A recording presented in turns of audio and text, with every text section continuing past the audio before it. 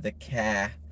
In the car, as my New England relatives would say, the car sitting here, which I love New England. I miss Newport so much. Need to go visit.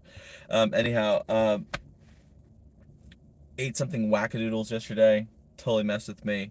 Sleep was atrocious. Who gives a fuck? That's why we have coffee with your proceed as if success is inevitable, which is a great way to live your life. So I'm in a cool position. So it's really neato burrito, as they say. I have been killing it as of late. I feel like in every aspect of my life to an odd degree. So I'm like, ooh, gotta like keep myself in check, make sure I don't get too cocky here. Which I'm a pretty cocky guy, if you can't tell already. Like I'm pretty arrogant, pretty cocky at times. Serves me well, doesn't always serve me well, but tends to serve me well, I think. But I have enough self-awareness to realize when I'm being a douche. Um, but back to what I was saying though, so pretty much at the rate things are going, I have my certain goals business-wise, financially, everything else, that if I have pretty much just another few good weeks, another good month or two, or even a couple good weeks, like I am kind of rolling and I'm doing all right. And so I'm also the way I've been running my business is pretty unheard of for most people at least, or how I've been doing it, and the profit margin I'm taking it from is pretty unheard of. And so I've been doing it because I just want to say like screw you, I can do these numbers. This is me. I can run this business with a ridiculously low overhead and still kill it. And so that's what I've been doing. So I'll definitely say it's so been interesting because I remember, you know, 4 years ago. Yeah, hell, 4 years ago, I remember feeling just like totally bleak, totally hopeless, feeling like my life was over in essence. And when I had Lyme disease, like I thought my life was over. I was like, dude, I'm screwed to live this way. This is terrible. I was beyond, I had this deep, dark depression, and I wasn't sure if I'd ever be able to perform at a high level again. Um, totally freaked me out. And basically took 2 years and did diddly squat for, yeah, about 2 years roughly. I did a lot, but I really did not do much though for about 2 years. And just kind of focused on art and living life and seeing friends and building relationships again and everything else. And um, finding some love when I could find love, all those things. And so then, slowly but surely, I found myself getting healthier, which is amazing. And then it was crazy, like built up like law of attraction or whatnot. But I started meeting the right people who I need to meet at that season of life, and getting around the right people who really helped me and made some amazing friends who were very successful, who showed me how I could, essentially still run my business, not go crazy, and make great money and everything else. And that was amazing. So it's kind of cool, like, too, like with everything I've done, I've realized that the secret to everything in life really is, hard work ethic, right? But honestly, the people in your life, the relationships in your life, and you tend to attract people in your life based on where you're at. And so that's why it's like, the whole thing, like if you just like broke up and you're miserable, it's probably not the best call to start dating right away, you know what I mean? Because you're in a bad spot, right? And you'll tend to attract someone who's not the best for it. But like, as of like recently, like things have been going super well. I've been making amazing friends, having amazing community. Business is going great. Health wise, I'm doing really well besides lack of sleep, but who gives a shit? Most of us had lack of sleep. Um, I've been super happy. I've been incredibly happy. I've been loving life. I've been feeling like I've been hitting green lights, basically as Matthew McConaughey would say, all right. Which people say I look like a knockoff Matthew McConaughey on occasion. And yeah, life is just going great for me. So when you're kind of on a roll like this, like don't take it for granted, embrace it. Like at least for me, like don't take it for granted, embrace it, just absolutely enjoy it. That met a girl who I actually legitimately like. Like I have my rants about.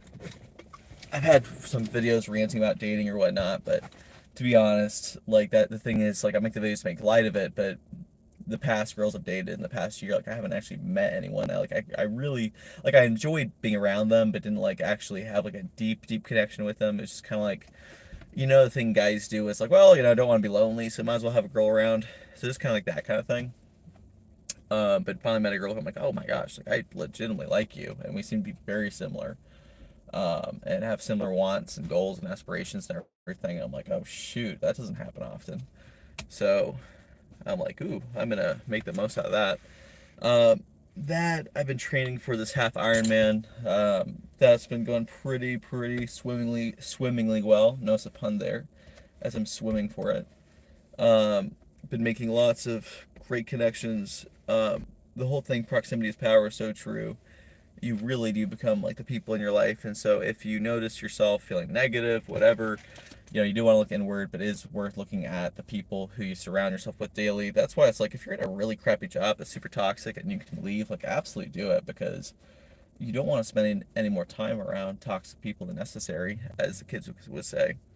um, yeah, just because they bring you down and they make you believe their beliefs and think the way they think and everything else, and like and crappy people corrupt. Crappy people corrupt. That's a great way of viewing it. If you hang around people who play the victim all day. What's up, man? How's it going, Peter? What's up, bro? Doing all right? Doing all right today? But yeah, if you hang around negative people, negative Nancy's, as I like to call them, you tend to become, hang around five negative Nancy's, you're becoming the sixth negative one, right? And so, your environment dictates so much, and who you spend your time with, who you spend your time around. You want to be around people who are full of life and energy and happy and grateful and just living in and just wanting to legitimately be there for people and help them. And you want to be around people like that. At least I want to be around people like that, right? At least I do. I know for me, like when I spend time around people who are doing the things I want to do, who are more successful than I am, and that's not necessarily just financially, that's like they have better relationships, better family life, better shape, um, better, more skilled, whatever it may be. Like I just find myself just doing better in all areas of life because I'm around people who are doing incredible things, and so it just inspires you to do more and you learn more and everything else. Um, but yeah, it's like, how do you attract better people in your life? Well, be a better person is one, and spend time around better people. And I get it, when you're around negative people, it's so easy to just be down, be depressed, hate your life, everything else, and then you don't have, it's hard to gain new perspectives because you're around these negative people all day, and so you have this perspective. It's like, well, life must suck because their life sucked too, and so they can't make it, so I can't make it either. They're broke, so I must be broke as well. Like, it's all these things, right? It's like, it's so interesting to me that you really do become like the people in your life, and so you really want to spend time around better people. So that's probably why I like making YouTube and sharing things with you guys and talking to you guys and everything else, because it gives me a chance to kind of connect with amazing, beautiful people, and also gives me a chance to kind of spread at least what I'm going through. I like to kind of use this almost like a journal. Like, I'll sometimes go back and look at some of my videos and kind of see where I was at that stage in my life. On a positive note, I'll say I am back into art again. I've decided I want to master sketching. That's one thing I want to do. Like, I love painting, but I want to really become a very skilled artist. Like, naturally I do have some talent, but I'd like to become really skilled.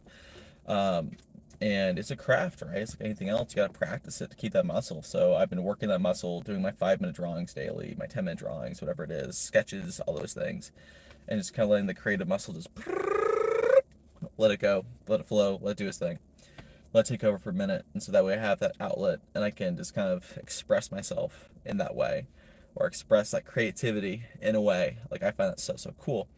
Um, so that's one thing I've been doing.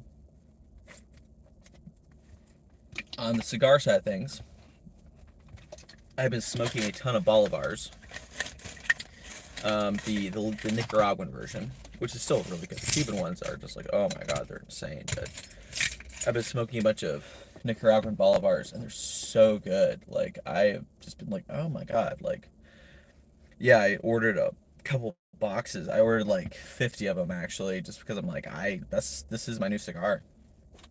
Like, I like to change it up. When you find one you just love, it's like, why would I go back to crappy cigars, right?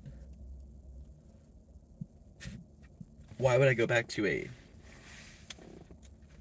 lousy smoke after I found the right one, right?